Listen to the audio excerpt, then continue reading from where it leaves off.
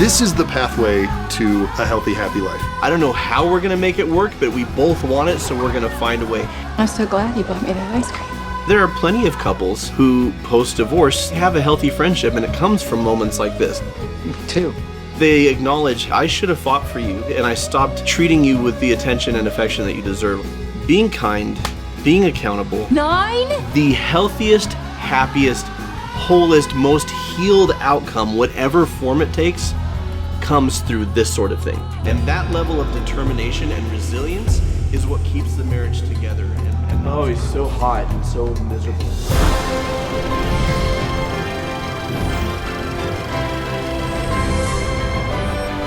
West Coast, we're coming to California, baby! Live shows. Nailed 18th it. in Los Angeles, 20th in the Bay Area. A Q&A, live meet and greet, merch. Link is in the description below. It will be fun. Hello and welcome to Cinema Therapy. I'm Alan Seawright, a professional filmmaker who needs therapy. I'm joined by my co-host, Jonathan Decker, licensed therapist who loves movies. What do we got going on today? So you're going to react to a movie called Crazy Stupid Love. Ooh, I love And this movie. I love this movie. There's great relationship stuff. There's terrible relationship stuff. Right. But it's all well written. It's all spectacularly acted. I'm gonna ask for permission right now to just refer to the characters by the names of the actors. Oh yeah, no, they don't have character names. It's Julianne Moore. It's Ryan Gosling. It's Ryan Gosling. Emma Stone, Steve Carell. Yeah, here we go. Yeah. Just learned that she's had an affair. I've seen this twice. Good, you know, because maybe I'll just say it. Maybe I'll just tell you. He hasn't. I slept with someone. Oh, just there. He just there learns that she had an affair. But she asked for a divorce, and he doesn't know why. And now she just said why. And so he's gonna do. David Lynch. Listen, for those who've been there, this is actually a very relatable feeling.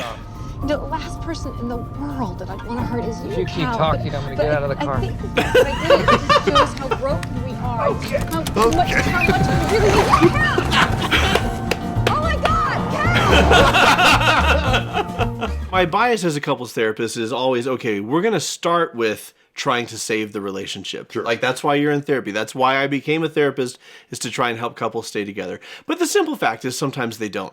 And sometimes that's the best play for everyone involved. Yeah, how do we both, like, soft landing, right? Exactly. The plane's going down, but it can, like, glide on its belly across the grass. Or it can Yeah. explode and kill everyone. Right.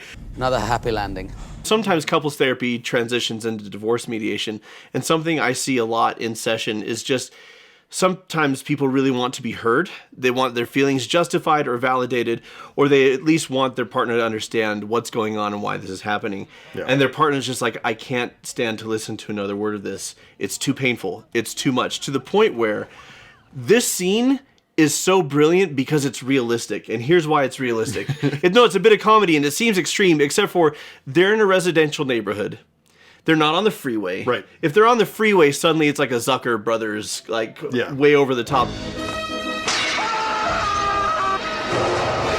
They're going like 15, 20 in a residential, and he accurately gauges, this is gonna hurt, but it's gonna hurt gonna less, hurt less. than this conversation.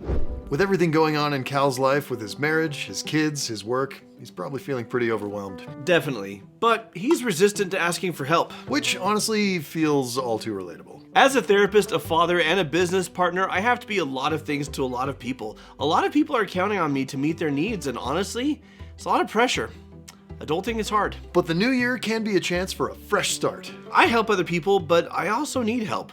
Getting therapy has been a source of support and strength for me. It can help you feel lighter and start this new year with clarity and self-compassion. Today's sponsor, BetterHelp, can help you start therapy with confidence. They'll help you find a therapist that matches your goals, preferences, and needs. And if the match isn't quite right, you can switch therapists anytime for any reason at no additional cost. And 72% of BetterHelp clients report a reduction in symptoms within just 12 weeks. Showing that professional support truly can make a difference. That's much better than relying on some random pickup artist to help you put the pieces of your life back together after you've shattered them into a million pieces. Click the link in the description or go to betterhelp.com/cinematherapy to get 10% off your first month. And let BetterHelp support you in feeling lighter in 2026. I mean, there's lots of beautiful women in this bar, your friend included. Hi. I love you. But I can't take my eyes off of you. That's a fact, it's not a lie. I find you very attractive. Do you find me attractive? She does. Okay, Ryan Gosling and Emma Stone, obviously, Yes, she does. absolute Don't. thunderstorm of electricity between them, right? Yeah. Like, there's a reason we've seen them in multiple movies together. They're great. No. The best friend is so funny. Yeah, very, very funny. Just come on, let me And do also, my closing argument. when I talk about him Closing doing argument. like the full Ryan Gosling, charming, but it's a facade, it's a veneer, and we see that later, Yeah, which is it why breaks Ryan down. Gosling gets to eat as an actor in this movie. Going Yes. home with that guy from the bar that one time that was a total tomcat in the sack. But I can't guarantee that you won't not regret it. That's a double negative. You're a double negative. Okay, Hannah, can I buy you a drink? Okay. You know what? It's time to go home. Really? Wow, it's forward of you, but okay. Yeah. I'll do it. This is a womanizing character, and we later see that he's like a lot of, at least cinematic womanizers. Cinematic womanizers and real life womanizers are not cut from the same cloth, generally speaking. I'm a loving uncle. Who's trying to get her into bed? That's the loving part. In movies, pickup artists go after women because, yes, they seem shallow, but inside they have a deep longing for connection, right? And they're just too scared to be vulnerable and to be real. And they always meet a charming, intelligent woman who doesn't fall for their bullshit, doesn't fall into bed with them, and that intrigues them. To be fair, I've seen that happen in real life, but it far more often takes the... It's happened to me in real life. It's That's ha- how I met my wife. I was gonna say- I was significantly less handsome and 3% as charming as Ryan Gosling. But you still kind of played this game I did a bit. that same thing, and the response was, okay. How much you really need your help? The biggest difference is that most real-life pickup artists are not longing for something deeper, and this is not just a mask that they wear to hide a deeper self. There is no deeper self. That's why they're pickup artists. If they hit rock bottom, Eventually, there will come a time. there could be a deeper self, and therapy can help with that. And the warning to you ladies out there who there might be a charming pickup artist who's charming at you and pickuping at you. You're not going to be the one who fixes him. No. And this is my issue with the film as a relationship counselor, not as a film fan, because as a film fan, no notes. Brilliant. I do have some notes on the messaging of the film, but we'll get to that. Okay. There's a turn-off valve for the sprinklers over Last there. week, when I told you that I had to work late, I really went to see the new But Twilight movie by she's myself. opening up to him like they're still spouses, Yeah. and he can't because he wants to be a spouse to her, and she, like, they're divorced. She broke it. Yeah. We haven't been us, not for a long time, and I don't know when you and I stopped being us. I mean, do you? Maybe it's when you screwed David Lenhagen.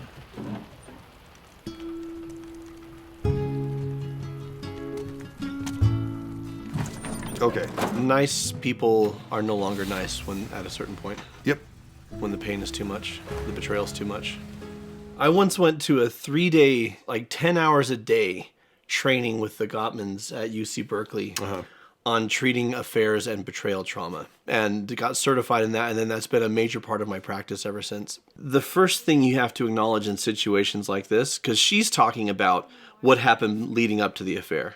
She's talking about the distance between them. She's talking about growing apart. She's talking about not feeling seen, not feeling valued, not feeling connected, feeling lonely, like all these things that led to a psychological state where she was more vulnerable to the temptation of falling in with another man. Sure. And he is focused on All he's feeling is the betrayal of the act. the act. And in this sort of situation in therapy, his needs need to come first. She's talking about what happened before, but the thing is, she didn't have to cheat. What I always tell people is the things that were going wrong in the marriage, you created together. And we need to explore what went wrong and who needs to be accountable for what and what needs to change if there's going to be a marriage going forward, or if there's going to be a co-parenting relationship or something healthy here. But the affair itself, crossing that line was a moral choice, right? To do it or not to do it. And you can't say I had an affair because I was lonely. You can't say I had an affair because we'd grown apart. The fact is, lots of people feel lonely, lots of people grow apart, and they don't have affairs because that's not the choice they made. And if you're going to regain enough trust and credibility to have a conversation about all the other stuff, you have to start with, I crossed this line and I devastated you. And I know that was wrong and I know you didn't deserve it. And that part is 100% on me. Only when you do that can we go and look at the other stuff. Whoa! Look at you. I feel like I'm going skiing. Did you sleep with him? Jesus, God! Yeah, probably. What? You would? So he's getting his makeover, his Pretty Woman Yeah. makeover from Ryan Gosling, Ryan teaching him how to be. You see what just happened, Cal? As soon as you opened your mouth, Tiffany started doubting whether she wanted to sleep with you or not. That's probably the meanest thing anyone's ever said to me. No, this is. Your wife cheated on you because you lost sight of who you are as a man, as a husband, and probably as a lover. You're right, that's meaner.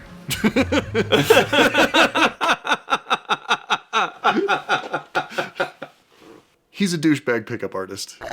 There's probably some validity to what he's saying. Yeah. Like almost certainly, which is why it's the meanest thing anyone's ever said to him. There's something to be said for understanding how to dress, how to groom yourself, how to present yourself, especially if you're dating or just in life. And there's something to be said for having an innate confidence of knowing who you are.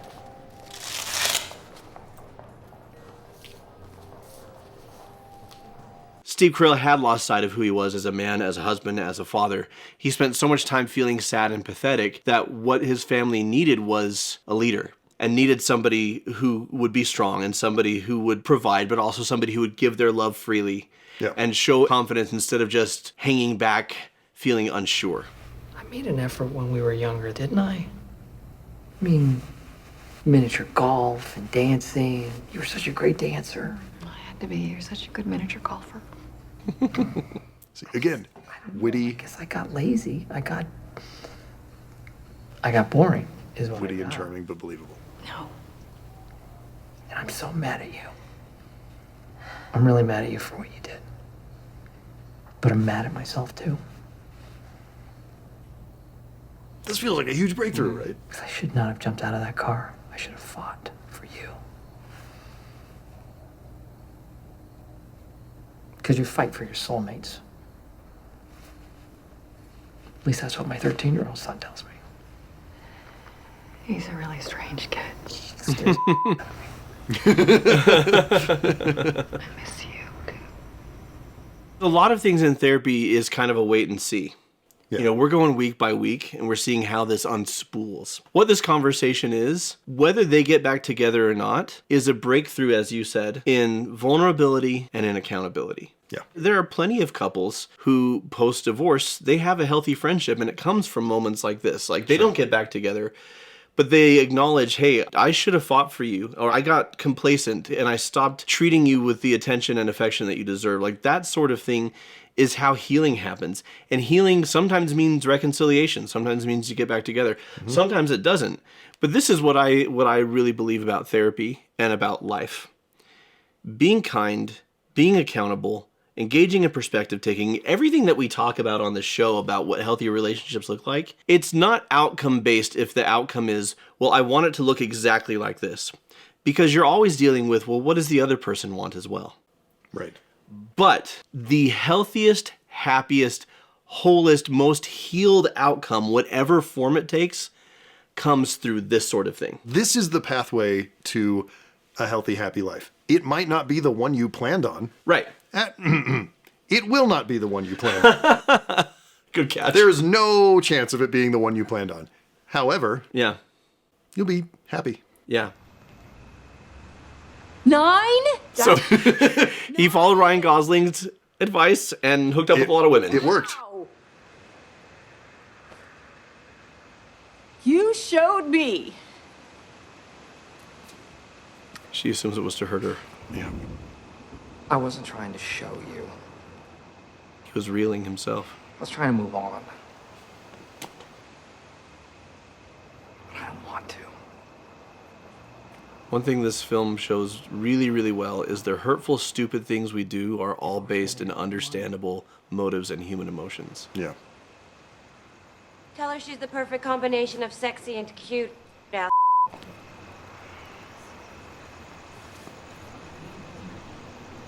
He said that to her. That's what he used to say to his wife. I did, yes. Who are you?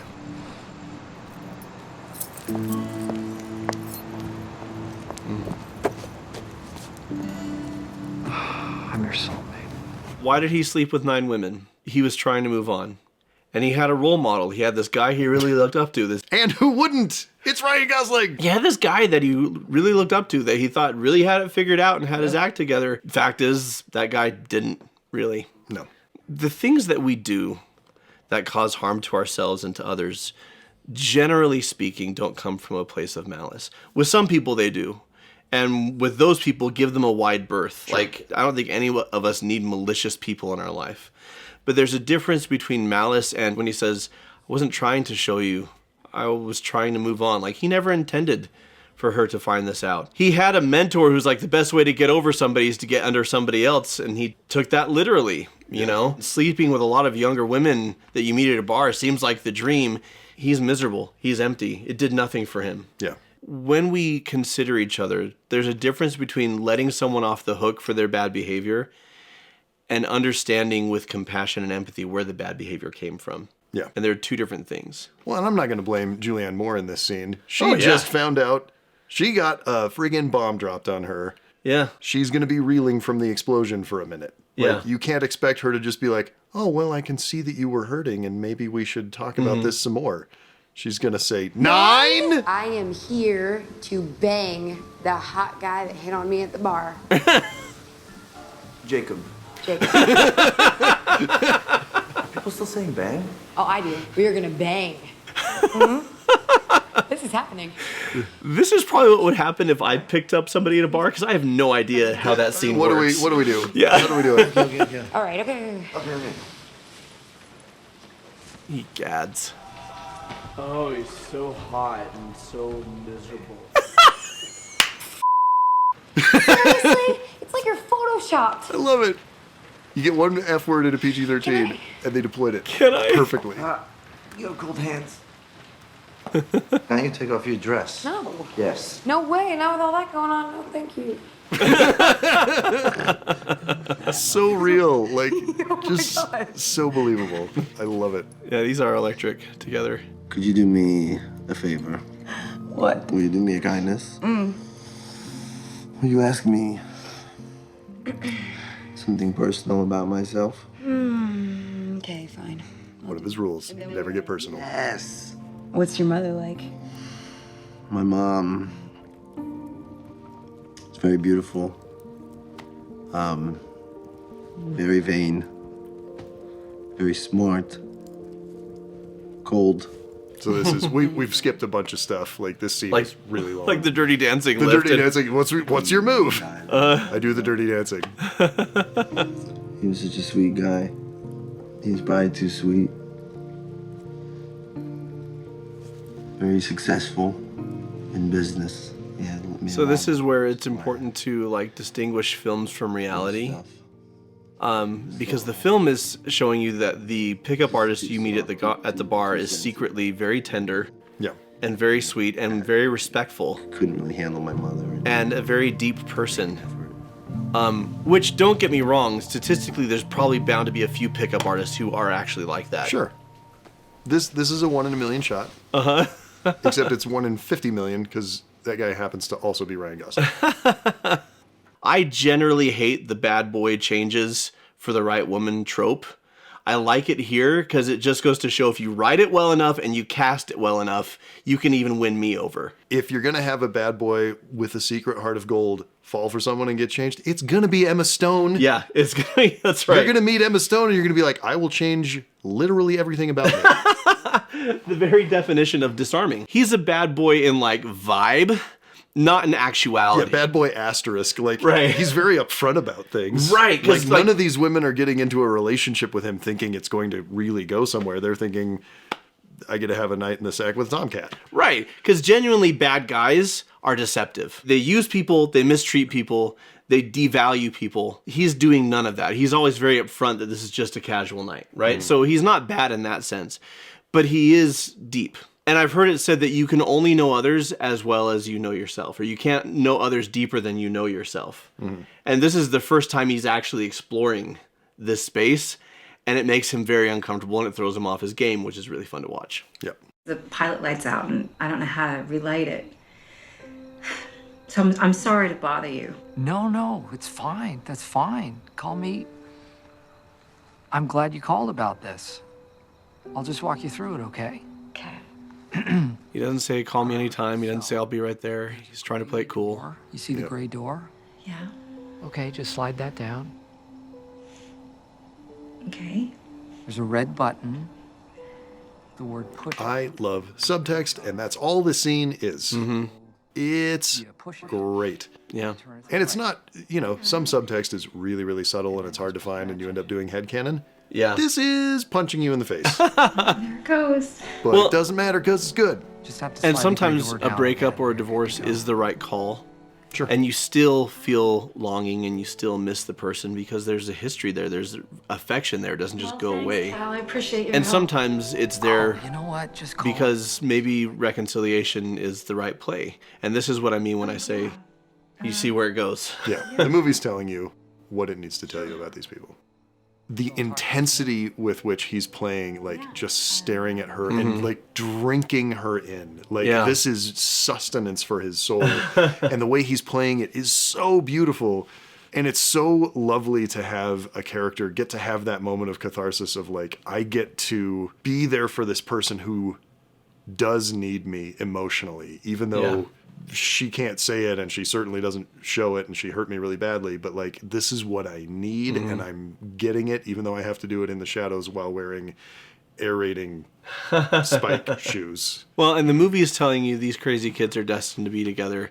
And I get swept up in the romance of it. And again, in therapy and in life, it could go either way. But what's really beautiful about this scene to me, even though the movie is framing it as he's there for her, she's his soulmate, and he's always going to be there for her, you take a step back from the soulmate destined to be together rhetoric and just look at they're no longer married and he's still showing kindness to her. Yeah. My actual son believes in grand romantic gestures. He believes in the existence of one's soulmate. And it's easy to just look at a 13-year-old and say, you don't know what you're talking about. You are wrong. But I'm not so sure. I am. I met my soulmate when I was 15 years old. We went out for ice cream. After my dad started teasing me, about little my baby first Joey date, King. like dads do. Doing some good work And there. I told him, Dad, it's no big deal. Well, because the son believes his soulmate is his babysitter, and the film kind of frames it like, yeah, once he grows up, they're going to be together because they're soulmates. Definitely. And it's kind of like the zing in Hotel Transylvania. Like, it's a little too... He imprinted a little bit. Yeah. He did a little Renesmee. When I was 15 years old, and I have loved her every minute of every day since I first bought her that mint chocolate. Okay, here's my chip cone. concession. I do believe in the soulmate concept, but not in the sense of the universe fates two people and they must be together. You can create a soulmate situation with somebody. That I have believe in. loved her even when I've hated her. Only married couples will understand that one.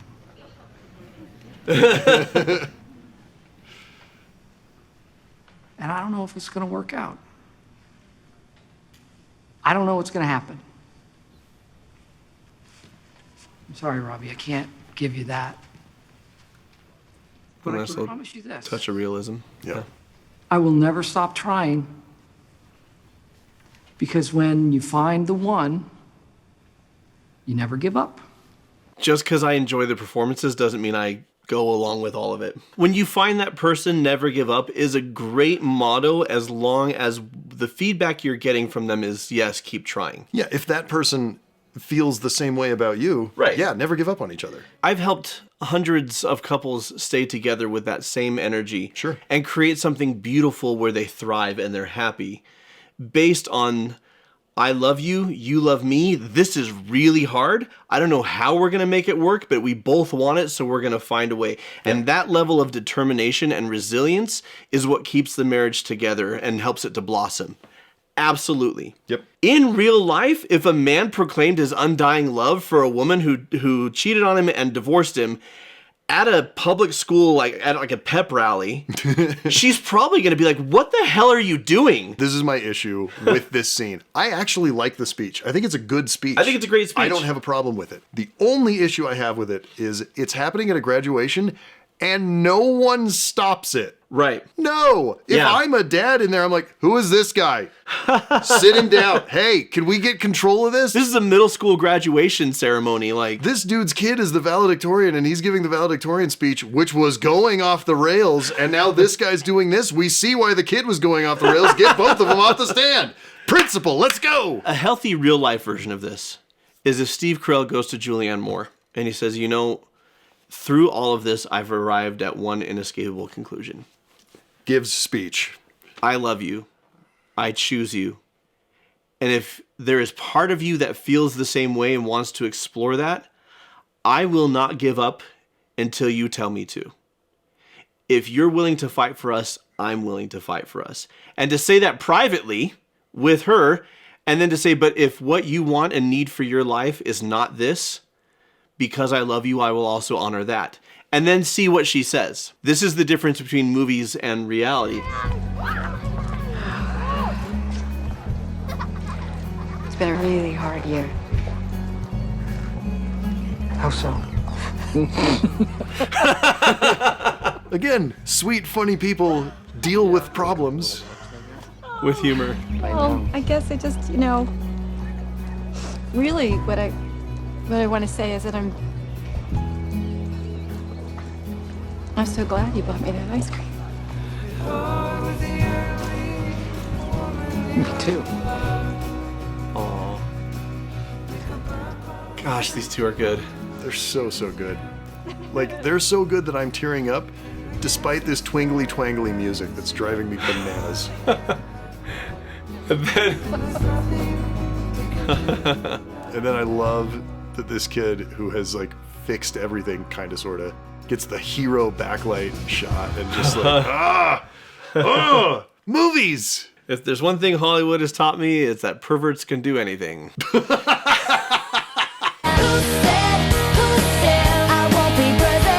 Little perverted kid fixed his parents' marriage. And one of the things that I love about this movie so much is that it does tie everything up with a bow, right? Yeah. Like, I'm glad you bought me that ice cream. Like, the emotional release here is like, oh, they're gonna get back together. Great. Yeah. But they don't. At least not on camera. Not on camera. We don't have to see them hug. They don't kiss. They don't whatever, right? They're just laughing and smiling and having a good time together, and they're free to be themselves together again. And that is emotionally more satisfying, I think, than the big sweeping, rotating dolly shot of them kissing in slow motion. Like, we don't need it. We need them to laugh and smile and be okay. Yeah. Like, I know any number of divorced couples who get to a place of, instead of it just feels like a train wreck and it feels like the worst thing that could ever happen, like, I'm really glad you bought me that ice cream. Like, I'm really glad we've experienced what we experienced. I'm glad for this family that we created, all of this. Like, I don't regret it. And that's beautiful and that's healing. And it's hard because in divorces, it takes two to create that dynamic. Like, just like it takes two to create a healthy marriage, it takes two to create a healthy divorce. Yep. This is a fantastic film. So until next time. All right, how about we say what we want on 3? Okay. 1, 2, 3. Creme brulee. No, I'm saying I actually like that. And watch movies. He was supposed to say I want a divorce. But I just want creme brulee, guys. Hey, guess what? This show is also brought to you by patrons who get access to director's cuts of episodes that are longer. This one's very long. We recorded for over an hour because we have so much to say about this movie because we loved it so much. People with names like these names. Holo Heartbreak. And Snow. The_spaced_man. Foulin. And Meg. Thank you. We love you. Thanks, guys.